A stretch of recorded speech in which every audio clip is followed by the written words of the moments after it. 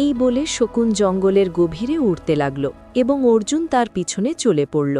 অনেকক্ষণ পর শকুন এক গুহার ভিতরে প্রবেশ করল। অর্জুন যখন গুহায় গেল তখন খুব চমকে উঠল। গুহার ভিতরে অমূল্য সোনার মুদ্রা, হিরে মুক্তা এবং অগণিত আভরণ পড়েছিল। এসব তোর, নিয়ে যা তুই। অর্জুন খুশি হয়ে গেল। বস এখন, আমি যাই। এই বলে শকুন রঙিন রশ্মির মতো অদৃশ্য হয়ে গেল। অর্জুন সব ধন নিয়ে তার বাড়িতে ফিরে এলো। কয়েকদিনের মধ্যে অর্জুন গায়ের সবচেয়ে ধনী ব্যক্তি হয়ে গেল। তার ভাঙা ঝুপড়ির জায়গার আরোগ্যময় হবেলি গড়ে উঠল। হবেলিতে চাকর বাকর এবং সমৃদ্ধি দেখা দিতে লাগল।